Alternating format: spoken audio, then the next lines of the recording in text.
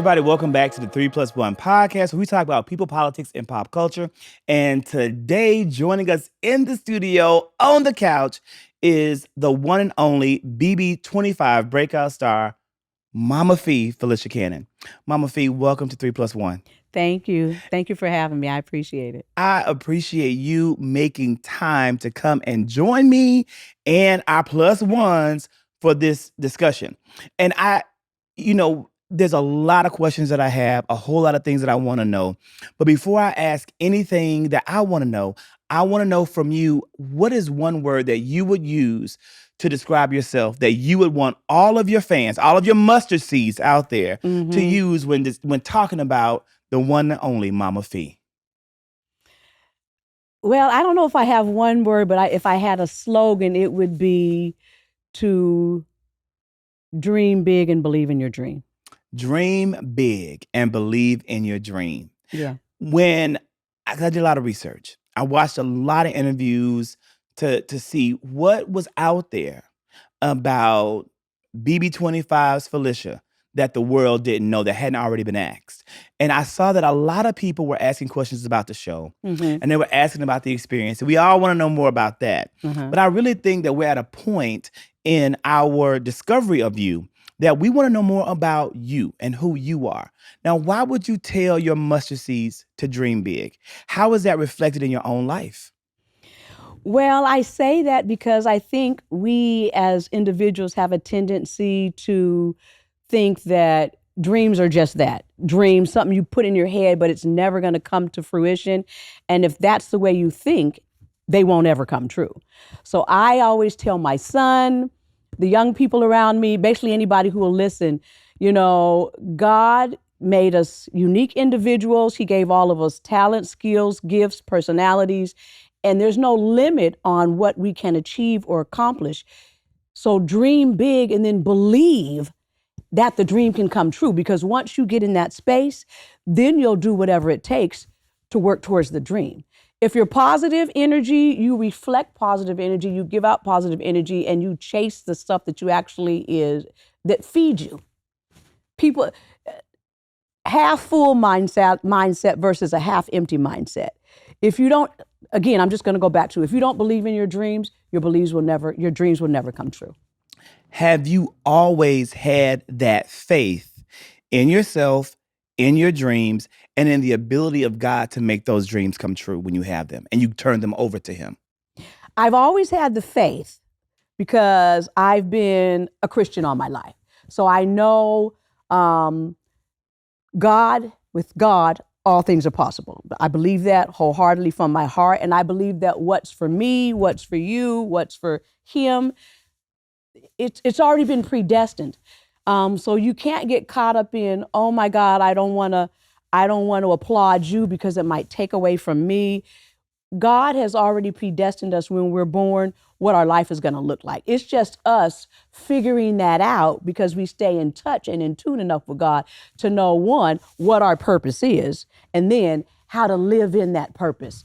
I love life and I love people. Those are the two things, life and people. And I think if you maximize on that and try to be the best version of you all day, every day, whoever that is, everything else is going to fall into place. If you believe. If you believe. That sounds easy, but it really isn't. It really isn't. One of the things that has greatly concerned me over the course of pre-pandemic into now is the number of people in our world who have lost a faith-based center. And we're seeing it with across religious groups, organizations, and faith communities where belief is not anywhere near the level it was before the pandemic. What can a young person who's watching this, who loves you and who sees this, how can we expect them to find this faith, to find this belief in whatever God they want to worship when they're not exposed to it? Like, how do you find that faith if you haven't been exposed to it? Or maybe even a better question is, were you exposed to this faith as a young person? Like, did you grow up in the church? Yes. Or is it something that God came into your life as you lived life? Well, for me, I grew up in the church. So ever since I can remember as a kid, I've been in church. My mother, my grandmother, I tell people we lived, eat, breathed church. So we were in church 4 or 5 days a week, from church to Sunday school to Bible study to choir rehearsal to usher practice. We did everything in the church. So that truly is my foundation. But again, it's never too late.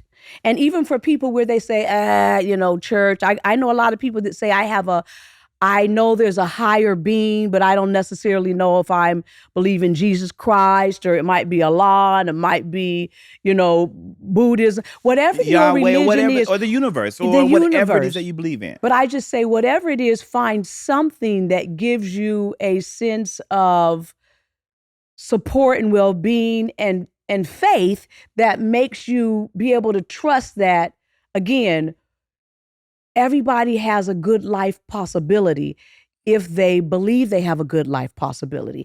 If you don't have to go to church to know Everybody God. has everyone has the possibility of a good life if they believe they have the possibility of a good life.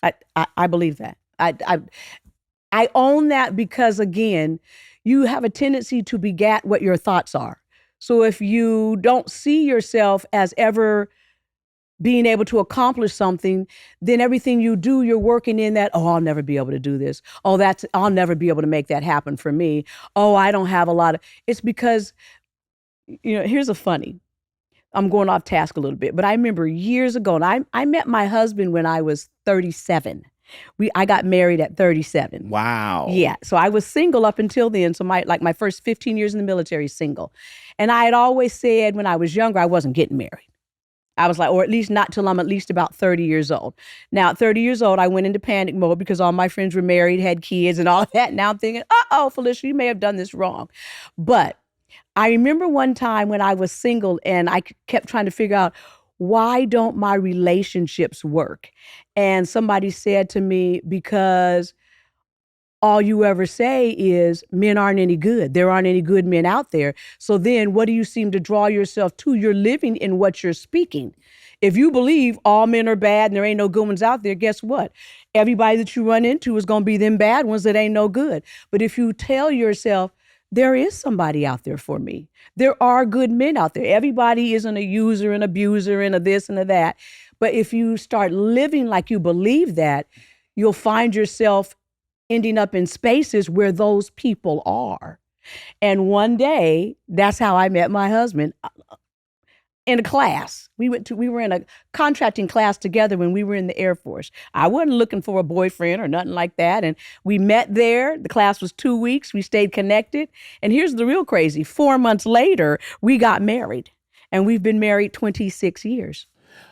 That is an unbelievable story, but it's a crazy. Beautiful story, because a lot of people are out there 35 and single and thinking like it's time to give it up. Even though 35, we both know at our age is so young. It is young. And it is young. We know even at our age, we are looking into the future and seeing endless possibilities for the remainder of life. And we know that it will be long. We know that the calling over our lives and the calling over what we will do in this world is so long ahead. And we have the time to do it because that's the grace of God. Yes.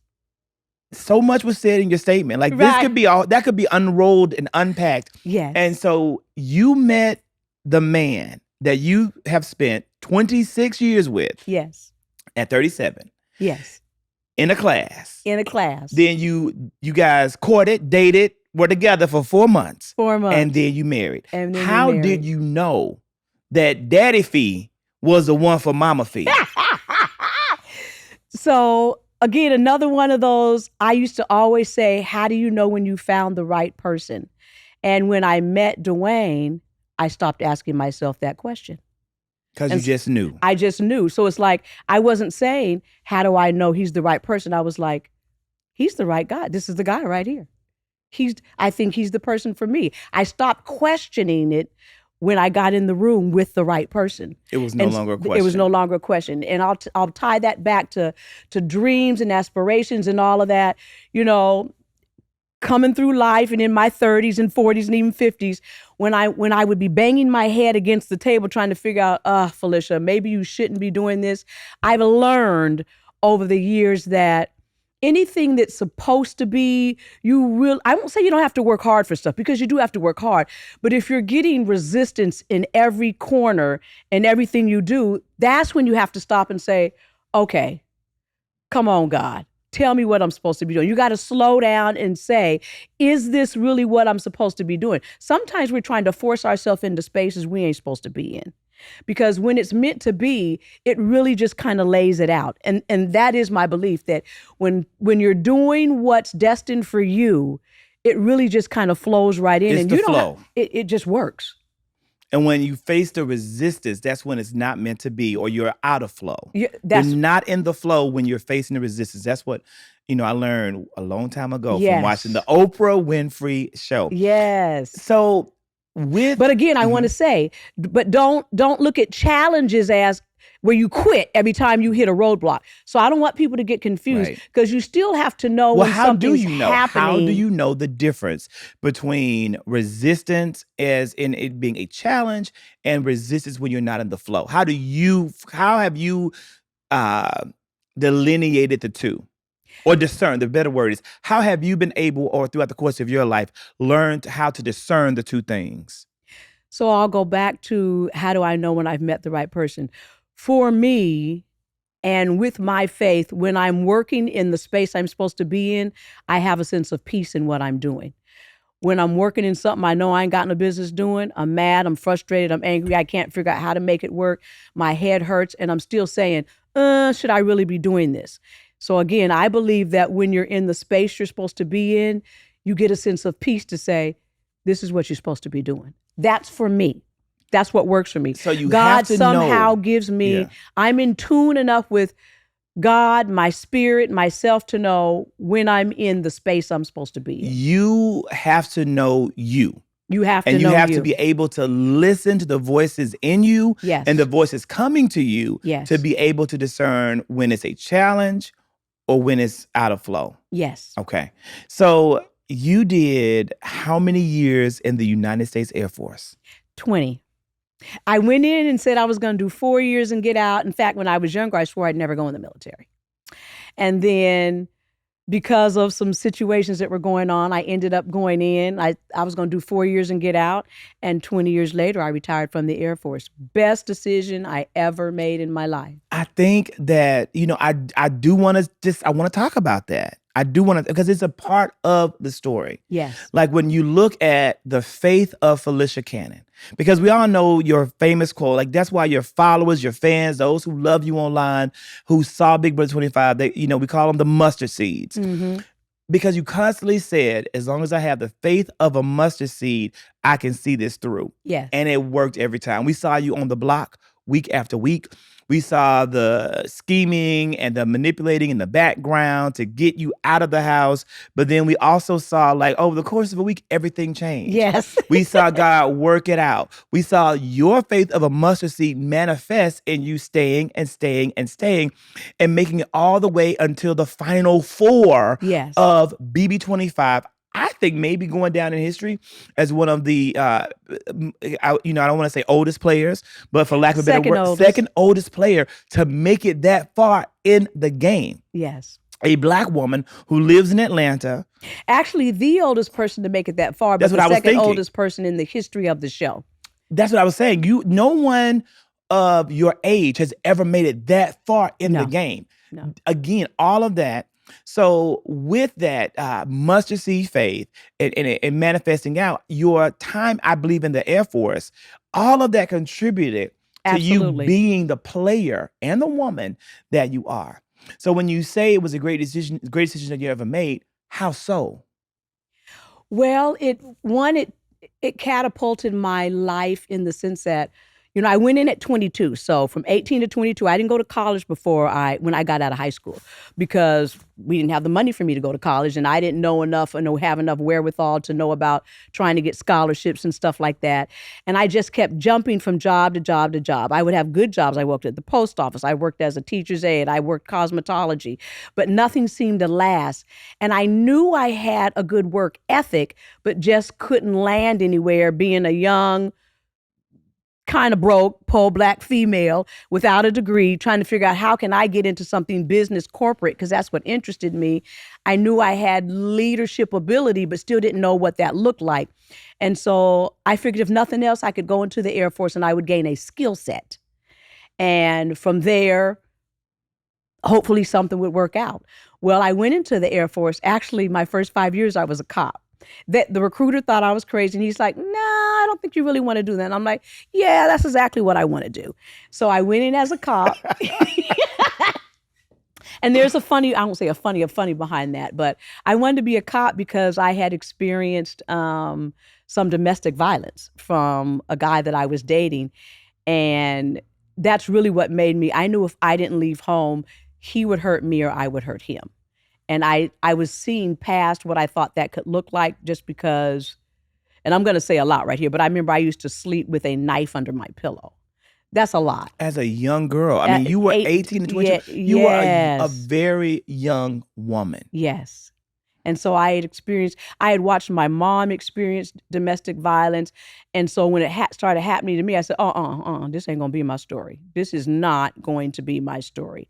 So rather than wallow in what I had seen and accept that as my future, that's when I talk about that glass half full and trusting and believing. I saw better for me and said, I got to get out of here. I got to do something different.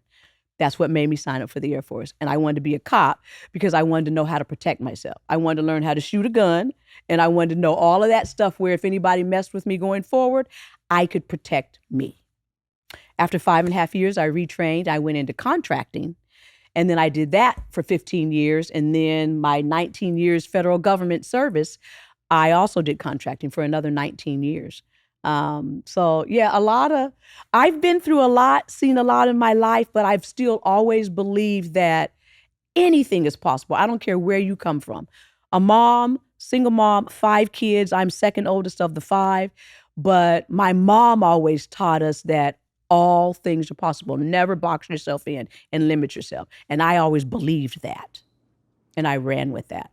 Do you think that your early dating experiences had an impact on your decision to say, I'm not getting married? Absolutely. And the love that you found in your husband helped change that and help reset that thinking? Yes, absolutely. And I have to say, and Dwayne would probably laugh at me and shake his head yes, because probably our first 10 years were really rough, because I had been by myself for so long. And I also had the mindset based on my mom and what I saw, and just even because she was married and divorced twice. And then from the time she got that second divorce, she never remarried. And that was when right after my youngest sister was born. So my mom's been single for the rest of her life. And she kind of had that, you don't need no man. As a woman, you got to be able to take care of yourself, fend for yourself, do everything for yourself. So even when I got married, I was still I was carrying that mindset. Even though I have you, I don't need you. And so you can't work a marriage like that. And it took me a minute to realize, Felicia. That's powerful. That's powerful. Say it again. You can't work a marriage like that. You can't work a marriage like that because there's a give and take. And you have to be willing to trust somebody else. And it took me a long time to realize that I could trust our relationship and that I didn't have to try to do it all. And because I used to always say, I don't need you, I want you. But I also had to realize that men have a sense of wanting to be needed. They want to be the protector and all of that. So when you're constantly saying, I don't need you, you don't need to do nothing, it takes a toll on them too. So I've learned a lot over the last 26 years about how to be a good wife.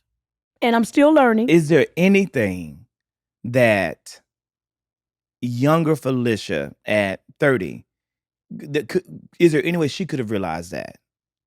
I don't think so. I think I had to live my life and go through the experiences to get where I am today. Because I have a That's lot of why I'm where I friends who am say today. that, who have Yeah. that thinking, and I think to myself the exact same thing that you said.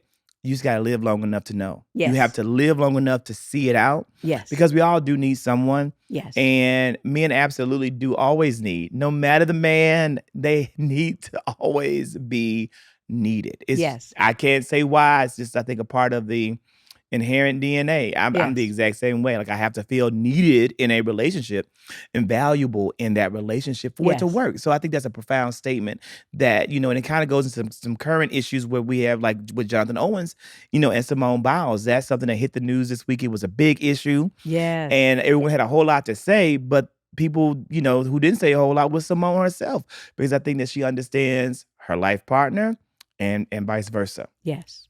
And I think that's a profound statement in it. When you look at your time in the Air Force and your time as a contractor, what lesson from that experience did you take into the BB25 house? People watching. I'm a people person. I've watched Big Brother since its inception in 2000. From the start. From the start. So we've watched it. Now, I had never watched the live feeds, though, until I got back home, and my husband had recorded a lot of the live feeds so I could see all the stuff that was going on that I missed. That was scary. But it was the game. And so, at some point, though, I said, okay, I don't want to see no more live feeds, because there was a whole lot of goofy going on that I clearly missed. But with that being said, I knew going in the house at 63 years old, that was going to be my challenge. But I also knew that I know how to read people pretty good. And I know how to build relationship with people. And I know how to get people to trust me. Now, even with that being said, the whole time you're in that Big Brother house, because everybody's trying to figure out how to get to the end. It's a game. And so everybody's aligning with everybody. I already said I think they had more alliances this season than they probably have ever had in the history of Big Brother. Everybody was in 4, 5, 6 alliances. And at some point, it was ridiculous. It was ridiculous. And you can't align yourself with the whole house. So at some point, you have to figure out who's my real general alliance that I trust and believe in. And you have to be at some point willing to stick with 1 or 2, 3 people that you say, no matter what, I'm sticking with them. That was something that really only 2 people in the house did, you and Nicole. Only you and Nicole from outside looking in seemed to have true loyalty in the game. Yes. Do you look back now, and does that make you feel differently about your housemates? It doesn't. For a minute, I was a little, I'll be honest, I was a little offended when I started watching some of the live feeds and saying, dang, I didn't know they felt like that. I clearly wasn't reading people as good as I thought I should. But it's funny, even though I befriended everybody in the house, and I probably trusted in some people more than I should have, my gut still always told me, because I would go in the diary room and say, God, forgive me if I'm wrong. My gut tells me this person or that person is sabotaging me. I don't know how yet, but I know there's something going on. And so God would always speak to me and say, just watch. Just watch.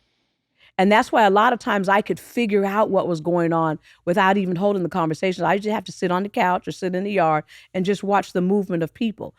When they distanced themselves from you, when they got in your face, you always knew something else is going on, because now they're up in my face again. So it's paying attention to people. And that's what, honestly, the military probably was my best source of teaching me how to read people.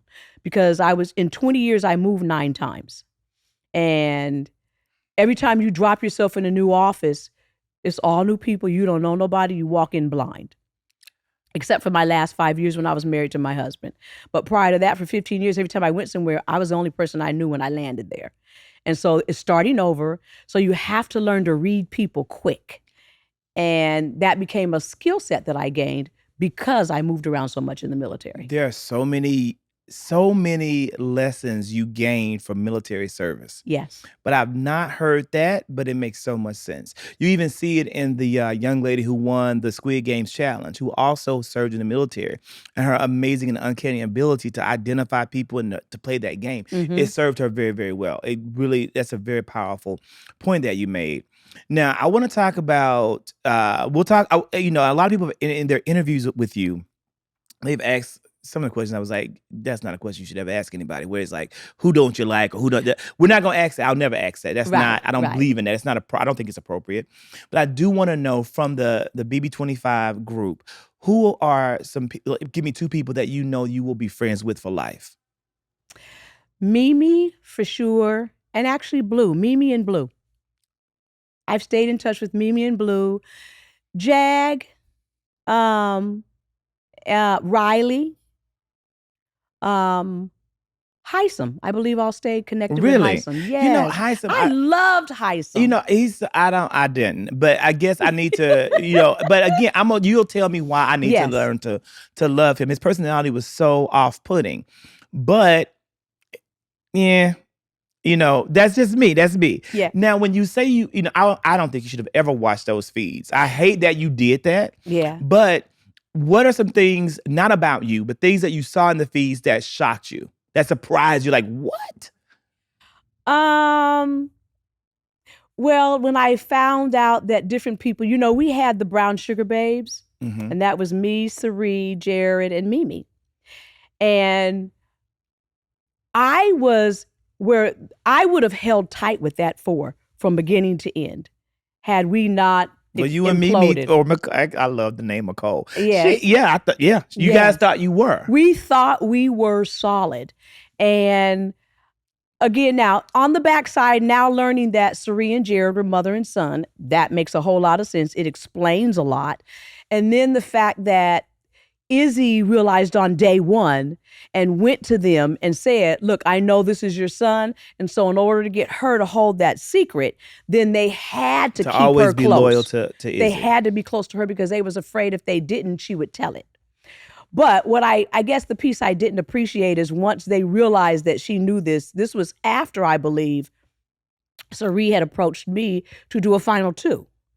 And so I guess a part of me still believes, though, if we really had this final four, you should have trusted me and Mimi enough to let us in on that, so that then we could be aware, and again, then we'd be part of the protection. So we were thinking we were in an alliance that really, truly never was an alliance. That was never an alliance. Never an alliance. You guys were operating to protect an alliance that didn't exist. That didn't exist. Where you could have been playing the game totally different, and you could have been creating different bridges to people to help your game later on. And it hurt Nicole quickly. Like, you know, she suffered, you know, very soon after. One thing that really, I hated this fact that Cerie was on the show.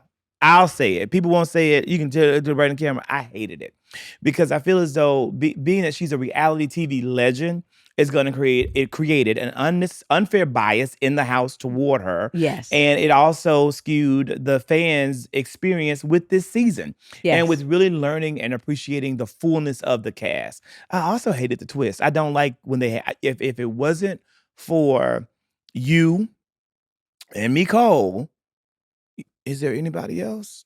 No. If it wasn't for you and Nicole, I probably would have stopped watching the show. But I wanted to see how far you would go. And I wanted, my money was on Nicole. Like, she was the one who I thought could win it all. Then I, said maybe Bowie Jane is going to steal this because of how she played the game. But I wanted to see that. So I did miss an episode, but I wasn't as invested because I didn't like the twist. I didn't like the fact that Jared and Cerie were on the show together. I didn't want Cerie on the show at all, but then I definitely didn't like the fact that was her son. Do you feel as though those types of twists are necessary for Big Brother to be successful? No.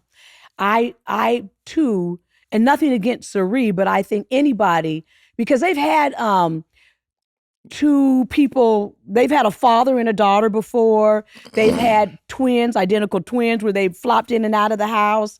and had to feed each other the information so they would know what was going on when one came in and the other one, that kind of thing. But I think the fact that you hit the nail on the head, the fact that Cerie has done reality TV for so long, and so she knows how these games are played. So she had experience that nobody else in there had. And she had just won the Trader. And so for them to bring her in and have her son where they already have a built-in something, I just do think that put everybody else in the house at a disadvantage. And I do believe my game would have played out completely different had she not been in the house. Even if Jared was in the house, if she wasn't, I do believe my game would have come out completely different. I agree. Yeah. I don't think Jared would have been a factor in your game. I don't think he would have been a factor in the game. Right. I do believe that BB25 was a great season. Yes, I think it was one of the best seasons of gameplay. And I did like the twists and turns of from the housemates. What you guys did and the turns that you guys made, but I didn't like the production of the show for this season. So that's interesting about the feeds and what you've learned from the feeds. What is one lesson that you're taking from the BB25 experience that you're going to use as you move forward with your own personal life? So we know what you took from the military, but what can you take from BB25? Well, it's something that I've been telling myself actually probably since COVID. And a lot of things have just happened in my life with regards to my family and some friends. And so I started getting in this mind process, shut up, Felicia. And with that meaning that sometimes I just talk too much. I do get my feelings hurt, but only by people that I'm really invested in. The friends that are out here that I don't talk to that much. I've always said the only people that can really hurt you are the people that you care about the most. And so I have a tendency to sometimes speak too much. I'm opinionated, but I always try to see stuff from both sides, from your perspective and your perspective, my perspective and so I try to see both sides of the coin. So a lot of people think that means that I'm flaky. It's like, no, I ask a lot of questions. I'm trying to figure out where you're coming from when you make a statement, trying to understand that, but then also trying to get you to see where I'm coming from. In the house, I realized that one, I aligned too fast. Because you really don't know nobody on day one or day two. So why are you building alliances? And then But you related to people, or you thought you could. Yes. It's the relator, right? I'm a Gallup Strengths coach. I don't know if you've ever taken the Gallup Strengths. I have. And relator is one of them. Communicator and relator. It's clear that you're a relator. It stands out. Like in what you're saying, it's clear that you're a relator. And relators seek out like-minded people. Yes. And when they don't find that, before they write anyone off or cast them aside, they go through a lengthy investigation process to find out, well, how can I relate to you? Let me see if there's anything in you and in your story I can attach to because you want the relationship. Yes. And so trying to, in being a relator, the one thing that and I've known this, and it comes back from the military, just growing up as kids, just our whole family dynamic. You have to learn to accept people for who they are.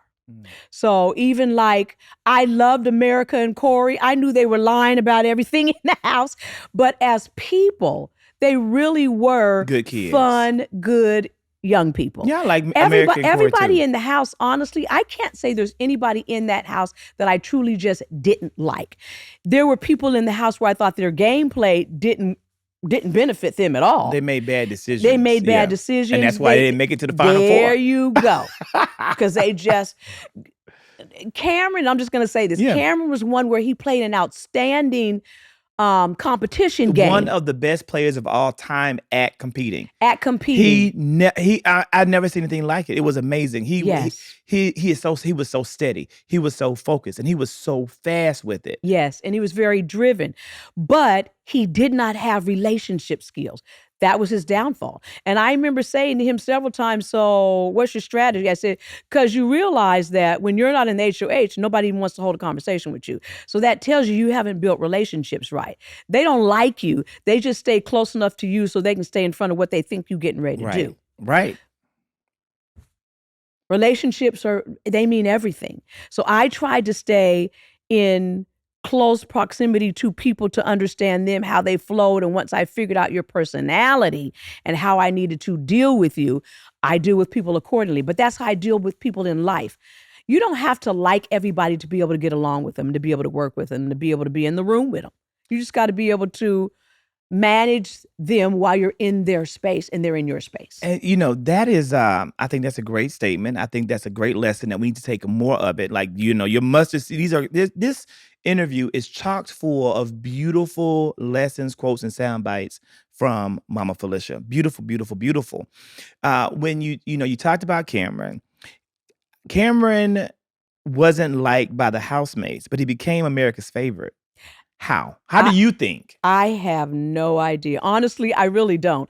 That was kind of surprising, but at the same time, we all sat there and joked and said it would be hilarious if Cameron got America's favorite, because a lot of times people always like the villain. They like the villain, and Cameron played a villain in there. He played for it the well. most part. And I think one thing that there's a subset of people who will be very attracted to Cameron and his look and his beliefs and what you could see on the feed. So I think that was a big part of it. Yes. But also the fact that people hated him so much. I mean, in the beginning, because I'm a big Twitter follower, BB Twitter. People hated him, but then he kept winning. And then it shifted to where it's like, we love him.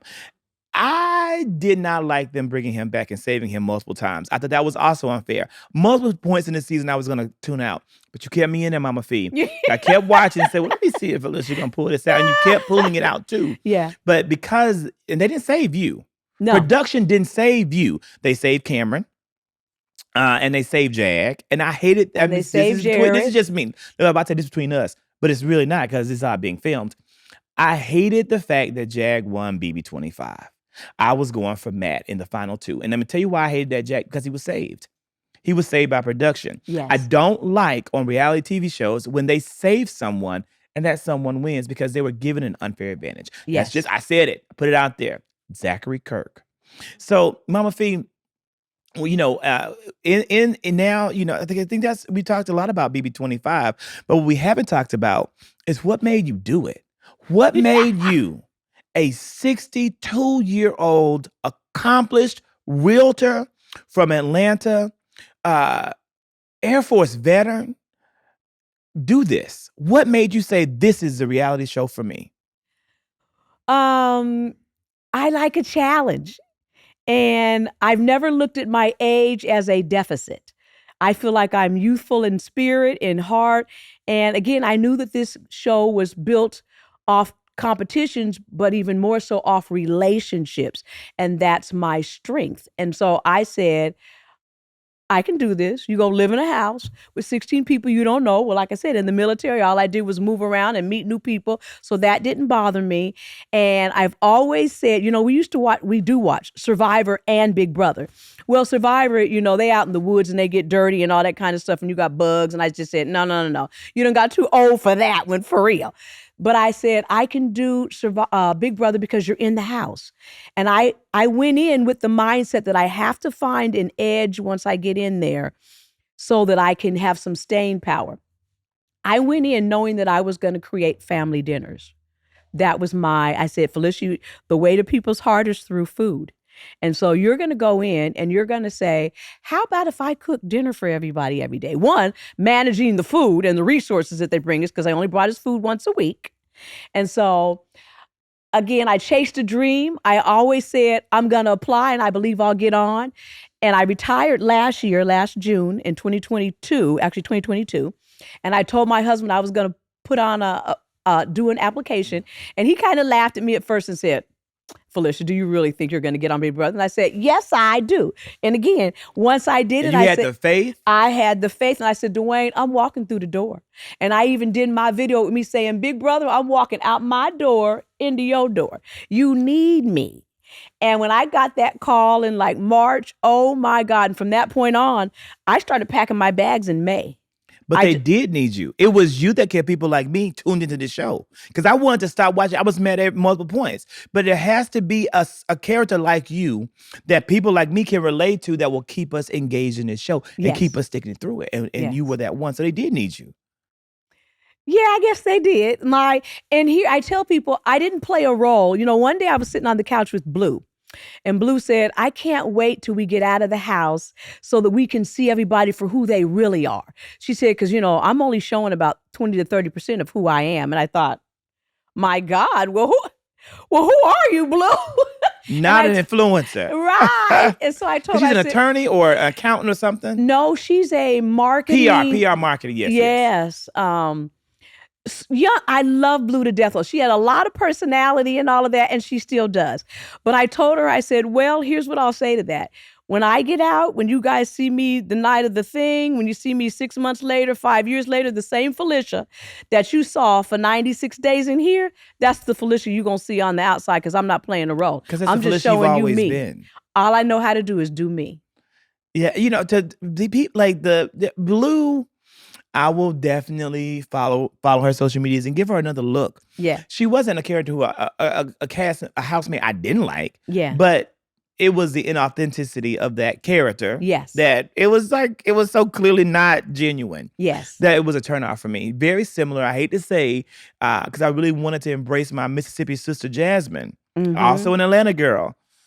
But that accent was not Mississippi. It didn't resonate with me. Yeah, she worked it too hard. Yeah, she worked apple pie a little bit too hard in BB24, whereas Taylor was genuinely Taylor. Yes. And it was so easy to fall in love with her. Yes. Flaws and all. Because Yes. I was able to see the flaw, and I loved all of it in that experience. So now that BB25 has come and gone, you are back in Atlanta. Yes. And you're selling houses. Yes.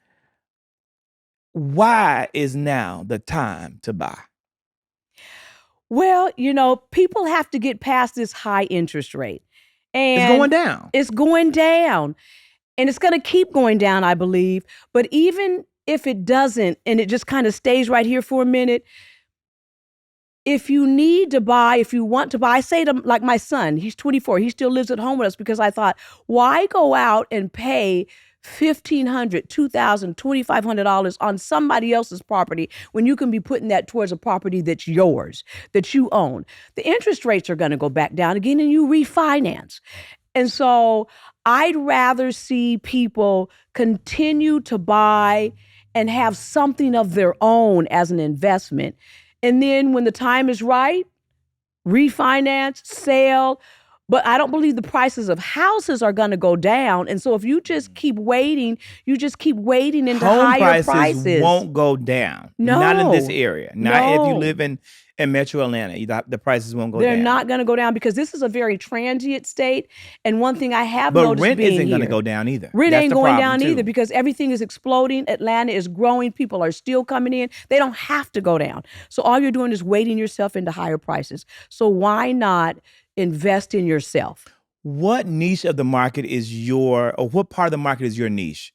So if I'm someone out there and I'm catching this on YouTube, why would I need to contact Felicia? Is it new homeowners? Is it people who are seeking investment properties? Are there people that are getting, certain kind of rentals? Who needs to contact you? Really, anybody can contact me, everybody. But my heart is with first-time home buyers and veterans. That's my focus. First-time home buyers. And I realize first-time home buyers... You don't have a lot of realtors who say first-time homeowners because they're hard buying to at please. the low end. Well, they're hard to please. They're hard to please, and they're buying lower, less expensive houses. But that doesn't bother me, because I want people to learn to invest in themselves, realizing that get that first house, you'll get the second house, you'll get the third. We're on our third house now. But we had to start somewhere. And so again, I say to people, rather than paying somebody else's rent or lease or mortgage, get your own. Do something for yourself and start thinking about leaving a legacy for somebody in your family. And for a young person, one lesson from my life, I bought my first home. I had no idea I was going to do it, but I bought my first home at 23. Now as a teacher, but I was like, I bought the home because again, my rent for a 2-bedroom apartment was $800. Okay. And I thought that was too much. And I got my house, my mortgage was like $874 locked in for a 4-bedroom, 3-bath house. See? And that's what it was. And I rented the upstairs both rooms I rented both rooms out for $400 a month. Wow. And So the renters were paying your mortgage. The renters paid the mortgage. There you and go. And I'm like, I wish more young people could see that. You don't have to get a single family home with a single family. You can get it, and then the home can make money for you. There you go. But paying $3,000 a month for rent it's ridiculous. It's ridiculous. It's ridiculous. And shame on the world we live in the city we live in, yes, and the leaders that have created the infrastructure for those kind of price gouges in the city to occur. I'll say it so you don't have to. There It's a part of what I do on this channel. Momma Fe, this has been a pleasure. I want to thank you for your time. I want to thank you for your service to our country. Thank you. Also to Daddy Dwayne for that as well. Shout out Dwayne. We can't love on our veterans enough. So thank you so much. Yes. And just thank you for coming and taking the time to spend with us. We, the Mustard Seeds, love you, and we can't wait to see and hear more from you. Thank you. I appreciate it. It has been my pleasure. I'll come back anytime you need me to. And I want to give a shout out because I just got some t-shirts and some hoodies that say Momma Fe, Faith of a Mustard Seed. So I'm going to have it posted on my Instagram, Twitter, TikTok, all of that as soon as we get the storefront up, live and running. But it has been a pleasure. And all I want to say to people is, do you be your authentic self? Every day, wake up and try to be the best version of you. Yesterday's gone. What you gonna do today? And that's that.